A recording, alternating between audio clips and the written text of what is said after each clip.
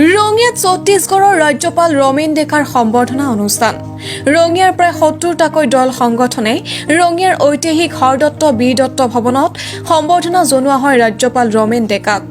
ৰাজহুৱা সম্বৰ্ধনা অনুষ্ঠানত অংশগ্ৰহণ কৰি ৰাজ্যপাল ডেকাই কয় যে পৰিৱৰ্তনশীল সময়ৰ গতিত সলনি হৈছে পৰিৱেশ।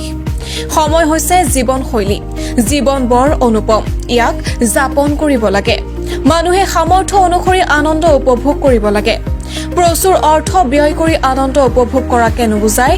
গতিশীল জীৱনত মানুহে পৰিৱেশ আৰু পৰিস্থিতিৰ সৈতে খাপ খুৱাই চলিব পাৰিলেহে জীৱনৰ সাৰ্থকতা থাকে। সাম্প্ৰতিক পৰিস্থিতিত জৈৱ বৈচিত্ৰ্য ৰক্ষা কৰাৰ ক্ষেত্ৰত গুৰুত্ব আৰোপ ৰাজ্যপাল ডেকাই লগতে কয় যে আমি গছ কটা বন্ধ কৰিব লাগিব। গছ থাকিলেহে মানুহ থাকিব, এই ধাৰণাৰে নতুন প্ৰজন্মকো উদ্বুদ্ধ কৰিব লাগিব বুলি তেওঁ দোহাৰে।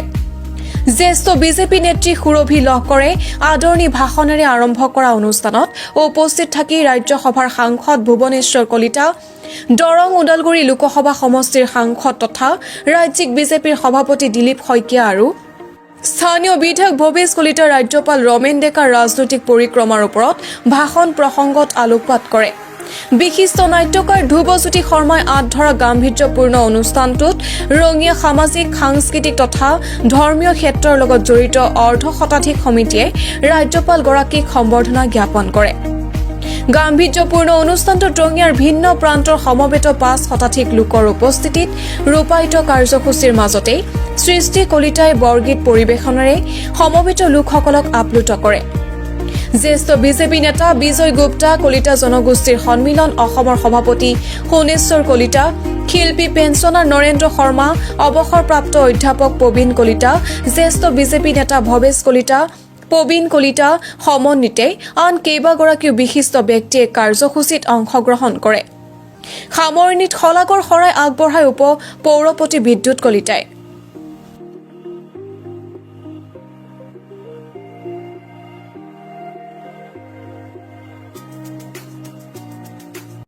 ছত্তীশগড়ৰ মহামহিম ৰাজ্যপাল, আমাৰ অসমৰ গৌৰৱ আৰু আমাৰ ৰাষ্ট্ৰীয়তাবাদী যি আমাৰ আদৰ্শ, সেই আদৰ্শৰ জৰিয়তে সমগ্ৰ জীৱন তেখেতে দেশৰ নামত যি উৎসৰ্গা কৰিছিল, তেনেকুৱা এজন খুব আমাৰ সকলোৰে মাৰ্গদৰ্শক শ্ৰদ্ধেয় ৰমেন ডেকাদেৱক আজি ৰঙিয়াবাসী ৰাইজে মৰমেৰে, শ্ৰদ্ধাৰে আজি তেখেতক সম্ভাষণ জনাইছে, সম্বৰ্ধনা জ্ঞাপন কৰিছে।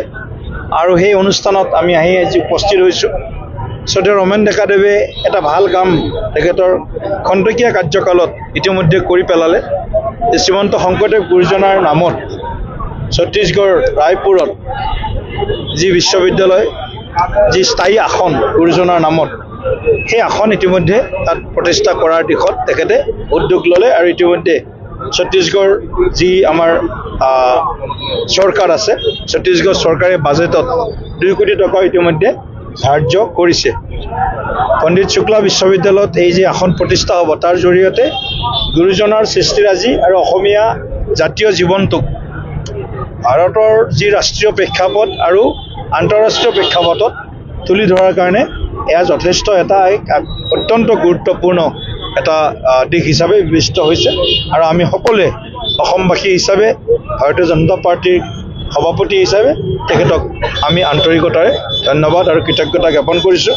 লগতে ৰঙিয়াৰ আজি হাজাৰ হাজাৰ লোক যি আজি উপস্থিত হ'ল আৰু শতাধিক যি দল সংগঠনে আজি তেখেতক পুষ্প সম্বৰ্ধনা জ্ঞাপন কৰিলে, এয়াই প্ৰমাণ কৰিছে ৰমেন ডেকাদেৱ আমাৰ সকলোৰে মাজত আজিও তেখেত জনপ্ৰিয় আৰু তেখেতৰ প্ৰতি ৰাইজৰ এটা মৰম আছে আৰু শ্ৰদ্ধা আছে।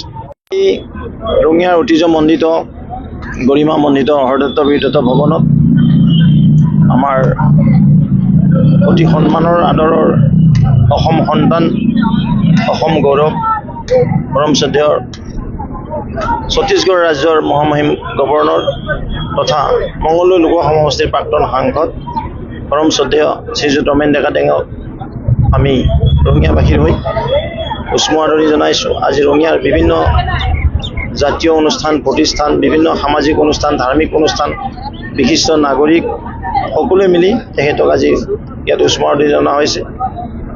এক বৰ্ণিলময় ৰাজনীতিত থাকি এক সাংবিধানিক মুৰব্বীৰ দায়িত্ব লৈ অসমৰ যি স্বাভিমান বৃদ্ধি কৰিছে আৰু অসম সন্তান হিচাপে আমি গৌৰৱান্বিত।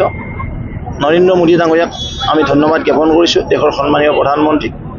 এনেকুৱা এজন অসম সন্তানক অতি গুৰুত্বপূৰ্ণ ছত্তীশগড়ৰ নিচিনা ৰাজ্যৰ সাংবিধানিক মুৰব্বী পদত তেখেতক নিযুক্তি দি আজি সুন্দৰভাৱে যি ছত্তীশগড়ৰ প্ৰশাসন ব্যৱস্থাক আগুৱাই লৈ যাবলৈ সক্ষম হৈছে। লগতে মহাপুৰুষ গুৰুজনাৰ নামত ৰায়পুৰত অৱস্থিত পণ্ডিত ৰবিশংকৰ ইউনিভাৰ্চিটিত শ্ৰীমন্ত শংকৰদেৱ আসন প্ৰতিষ্ঠা কৰি জাতিৰ যি স্বাভিমান বৃদ্ধি কৰিছে, সেই নিমিত্তে আমি সকলো গৌৰৱান্বিত হৈ তেখেতক আজি ইয়াত স্মাৰনি জনোৱা হৈছে।